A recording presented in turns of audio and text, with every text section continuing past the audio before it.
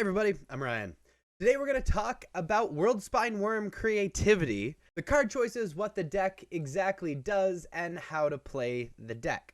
Let's jump into it. So this is the Worldspine Wurm Creativity deck. In order to talk about the deck, like normally with these deck decks, I need to rearrange a little bit, so give me just a sec.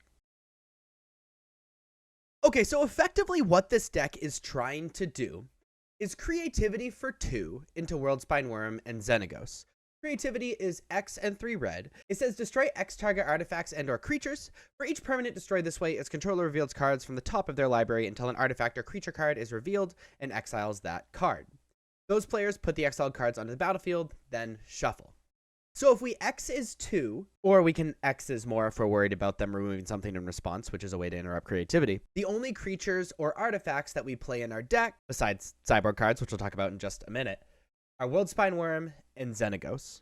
Worldspine Wurm, the only thing that is relevant as far as this combo goes is that it's a 15-15 with trample with other irrelevant text. And Xenagos. Xenagos says, at the beginning of combat on your turn, another target creature you control gains haste and gets +X/+X until end of turn where X is that creature's power. So if we creativity for 2 into these 2 creatures, we go to combat, trigger Xenagos, target Worldspine Wurm, it becomes a 30-30 with trample and haste, and then we kill our opponent. Now, this is pseudo-interrupted with removal, but if it dies, we create 3 5/5s, which good luck dealing with. And there's a lot of ways that we discard cards in order to draw more cards, and it says if Worldspine Wurm is put into a graveyard from anywhere, shuffle it into its owner's library, which means if we discard it with Fable or Big Score, then it's sort of a free discard because we can never cast this card to speak of, besides with treasures, I guess. Anyway.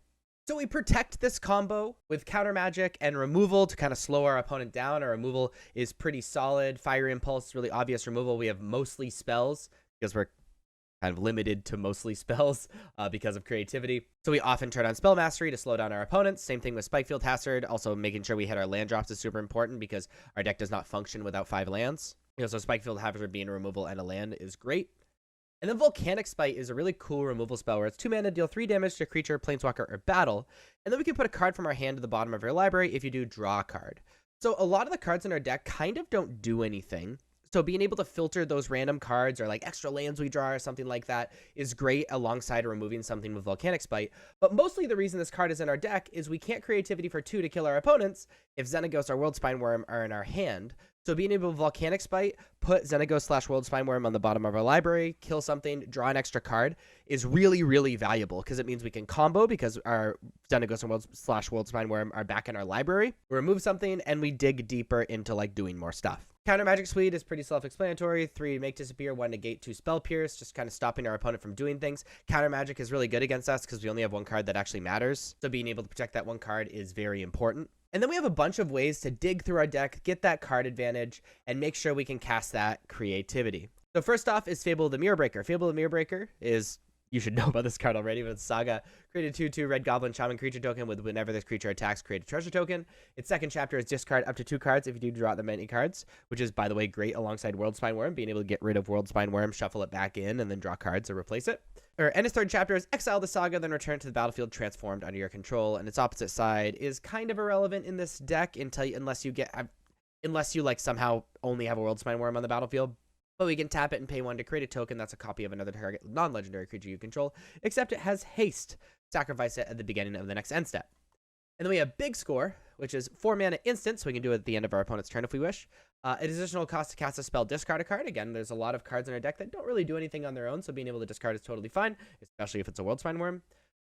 Draw 2 cards and create 2 treasure tokens. Something very relevant about these cards is that they create targets for creativity.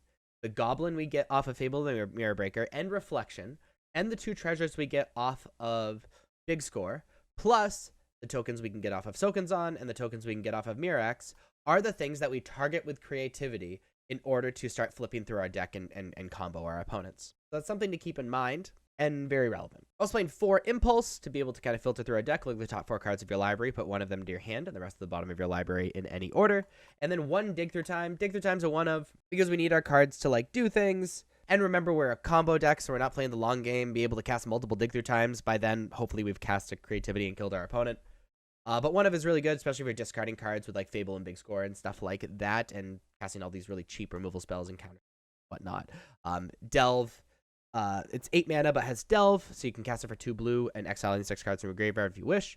Look at the top 7 cards of your library, put 2 of them to your hand, and the rest of the bottom of your library in any order. So this is very good and super important because, again, we don't kill our opponent without creativity unless we're, like, somehow killing them with Fable. That being said, any deck I talk about with Fable the Mirror Breaker in it, it's important to talk about combos within itself.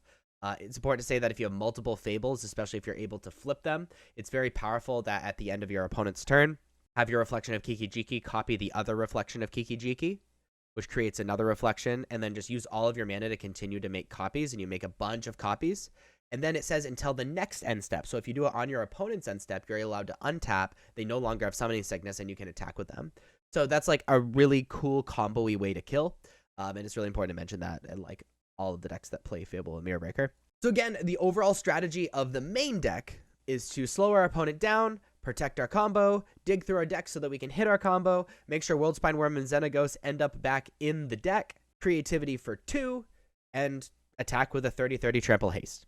Something very relevant and a really common line is while it's really easy to get Worldspine Wurm back in our deck because we just need to discard it with Big Score, Fable, or Volcanic Spite, the only way to get Xenagos back in our deck is Volcanic Spite. And so if we have Xenagos in our hand, it's actually really common to just like use one of the treasures with the Goblin or with the treasures off of Big Score to be able to just cast Xenagos, and then we only need a creativity for 1 to combo our opponents.